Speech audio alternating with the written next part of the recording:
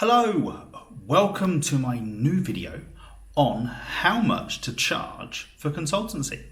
Now, this video is a part of our playlist, How to Start a Digital Marketing Consultancy. Okay, and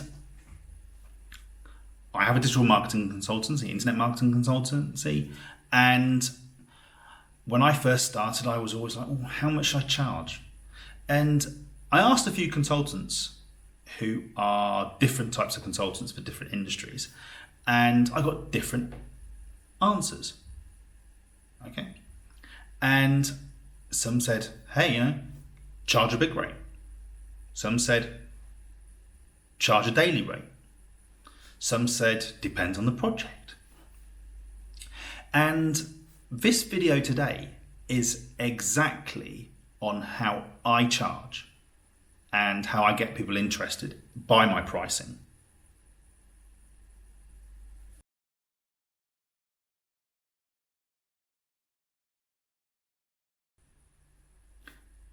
So, I'm guessing if you're looking at this video, you are starting a consultancy of some sorts or a digital marketing consultancy, which I have. So, yay! So, the question is, why you're probably looking at this video is, how much should you charge for your services? Okay, and as mentioned slightly before, there's different ways to charge, but I have 3 different rates, actually 4. Okay, and I charge by the day. Okay, with that rate, you can split it up hourly, but to be honest, if you split it up, let's say for 1 hour, it isn't going to be that much. And you've got to often prepare before a meeting, for example, or you've got to travel to it. So what I say is, if someone needs me for a meeting in their office, I charge a half a day to travel and do the meeting, and that's a half a day's rate. But to be honest, that's not much. So I always charge a day's rate because, I've got to prepare for it, and I've got to do the trip to it and do the meeting. So often it will take a day and all. Or I have a rate for the week for a project, and they get the day's rate times 5 for the week. If I have to prepare for it again for a day, then I charge 6 days. And I have if it's a fortnight, like 10 days project, I charge 10 days rate. If it's for a month, I charge 5 weeks worth of rate. And you're going, why is that? It's because I can't work on another project. I've got to give my full time on that work. Now, how much should you charge for yourself as a consultant? This is difficult to answer. Now, I choose a rate which is from how much I like to earn as a consultant by the end of a year. And then I divide that by 12. You've got 12 months in a year, and divide that by 20 days. Because on average, within a year, you take 6 weeks off work for holidays. In Germany, you do anyway. So you can't work for a month a year because you're on holiday. So I charge. So I know, for example, I've lost a month's wage. So I charge 11. Divide by a year by 11, and then by 20, and that's how much I charge to a client. You might be thinking, depending how much you like to earn, that's quite expensive, isn't it? Okay. As a consultant, you are doing the role that they can't find as a business in-house. So they're hiring you as an expert. If they're not willing to pay for your expertise, then they're not worth being a client and wasting your time on and bringing them on board.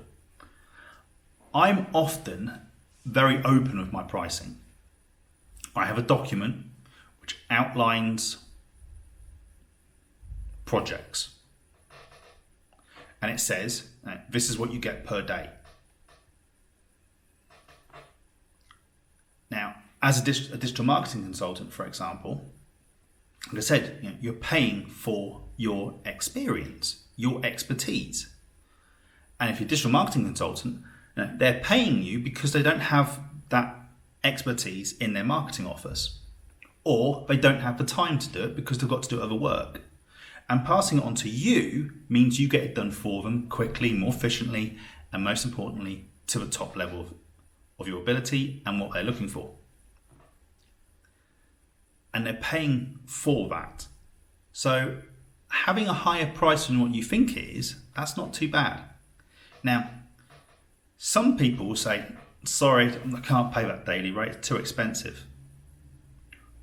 Okay, I'm in my office, okay? I've got to heat my office. I've got to have a chair. I've got to have a desk, laptop, computer, desktop, screen, printer, all the equipment I've got. I've got a microphone beside me here. I've got the camera. All costs money. Now, if someone says to you, and I sometimes bring this up, my daily rate is for my living plus my expenses of running my business, and that's why. You go, that's still a bit expensive. Oh, then how much do you, the person in your office is probably earning 36 grand a year doing marketing, for example. I'm in Germany, and they need a TV, they need a computer screen, they need a laptop, Often your rate's not going to be far off what they're paying internally to run their business per individual. And it's the same thing for you. That's another way of explaining your price. But if someone doesn't want to pay, then they don't see your expertise, and they're not really worth being having them as a client, because they're not going to pay continuous. Sometimes as starting out, you do need to take lower pricing clients on to build your consultancy, build your portfolio for clients. But at the same time, I try to find clients who will meet that level. Now, I have a niche which I work to, two niches in a specific industry, two industries I work in. And if someone's unwilling to pay that amount, then their business isn't going to run that long if they're not seeing your expertise, or they've got cash problems. If someone says, well, maybe we can't, we're maybe can't pay at the moment because cash flow, I try not to work with them in the first place after the time of that, because you might not get paid at all. You want to go to a company or clients who have not got cash problems, or who do not admit it. Because at the end of the day, you want to invoice after 15 days or 30 days, and you want to be paid. And often if a company says, there's always negotiations on prices, but if someone's unwilling to pay you by saying you're too expensive, then your expertise is not valued by them. At the end of the day, is you want a client you can build a relationship with and sees your expertise, and therefore understands that you need to be paid at a level which represents that expertise. And if someone underprices as a competitor, then you can't do anything anyway. But it means they're not pricing themselves and they're going to struggle. And so don't always underprice yourself. Have a slightly higher price than you need. Because at the end of the day, there might be a month or so we don't have any work, or a week, who knows. That is an explanation I've tried to do, explaining how I price myself. Now, as I've mentioned, this is a playlist from a video from a playlist on how to develop your or start off with as being a digital marketing consultant or a consultant. And if you want to watch our playlist, it's up there. Click there. Now, if you want to watch our next video, it's that one. So, I hope you found this video interesting. If you like it, please do subscribe down there. You also will get a nice notification bell, ding ding, underneath there, and next to subscribe, so you get a notification when we release our next video. Also, please do give us a comment down below as well. We do like comments. I'll do my best to answer any questions that you have, and give us a like if you like the video. Thank you very much for watching today, and have a great day.